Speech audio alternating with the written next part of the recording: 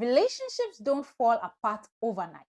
It's the little cracks, small unnoticed habits that slowly weaken the foundation.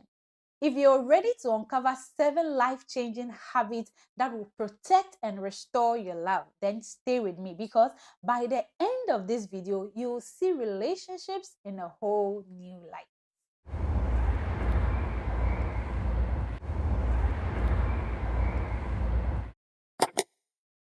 What you feed your mind becomes the reality you live.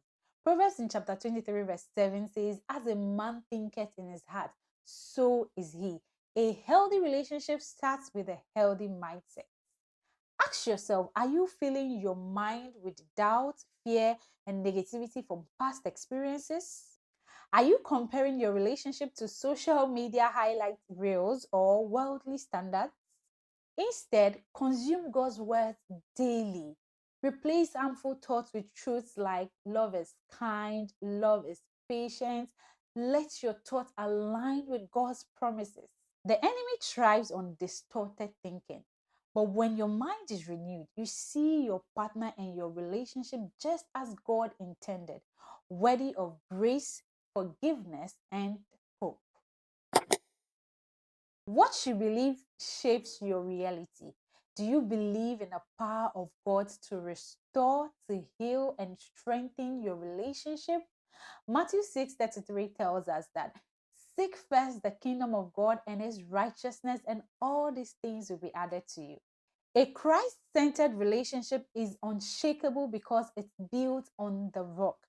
Spend time in prayer as a couple, believe in God's plan for your relationship, and trust in his timing. Together, ask yourselves, are we building on God's truth or the world's fleeting opinions? Are we relying on his words or merely our emotions? Faith fuels commitment, endurance, and unconditional love. Before you can love someone else fully, you must first understand who God says you are. Relationships often falter when we look up to our partner to define our worth. I love the scripture in Psalm 139, verse 14, that says, "We are fearfully and wonderfully made."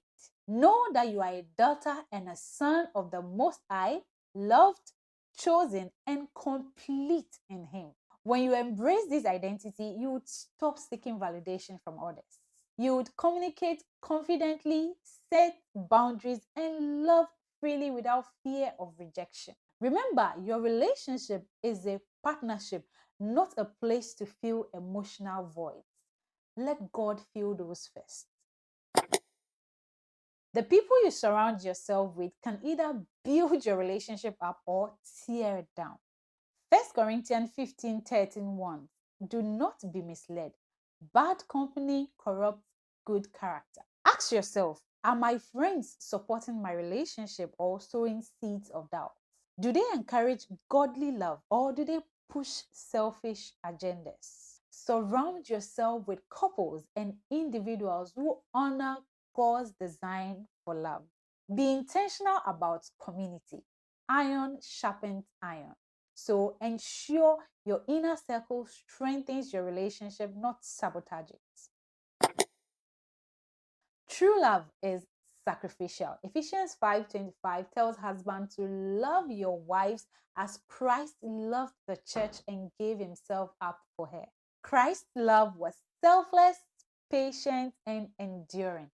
Ours should be too. Sacrifice doesn't mean losing yourself. It means putting the needs of your partner above your pride, preferences, and convenience. Ask yourself, am I ready to listen even when it's inconvenient? Am I ready to forgive even when it hurts? Sacrifice is a daily decision. It shows your partner that your love isn't fleeting. It is rooted in action and faith. Commitment is the glue that holds the relationship together when emotions waver. Ecclesiastes 4:12 says, "A cord of 3 strands is not easily broken." God should be the third strand in your commitment. Marriage and long-term relationships aren't sustained by fleeting feelings. They are sustained by daily choices.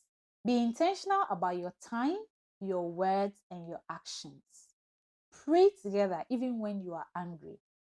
Serve one another with humility. Commitment isn't just about staying, it's about growing together even during hardships.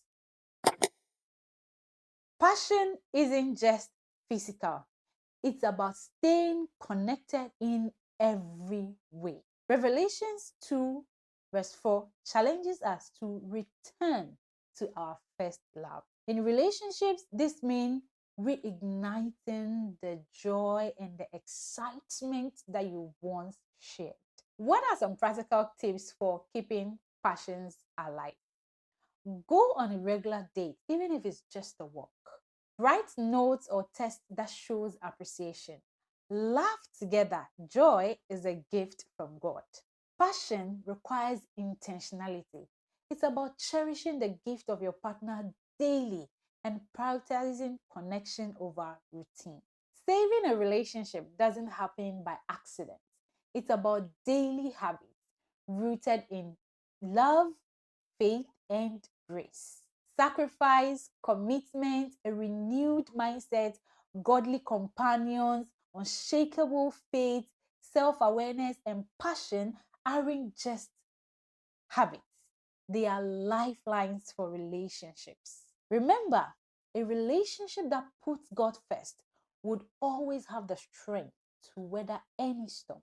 As you work on these 7 habits, know that you are not just saving your relationship, but you are building one that reflects God's design for love. If you found this video helpful, share it with someone who might need this encouragement. Don't forget to like, comment, and subscribe for more faith-filled relationship insights. And let me know in the comments which habits you are starting with today. Now is the time where I share God's word with you. And today we are looking at Colossians chapter 3, verse 14. And it says, "And over all these virtues, put on love, which binds them all together in perfect unity." This verse highlights love as the ultimate bond that unites every habit into a cohesive, Christ-centered relationship. Thank you for watching. See you next time.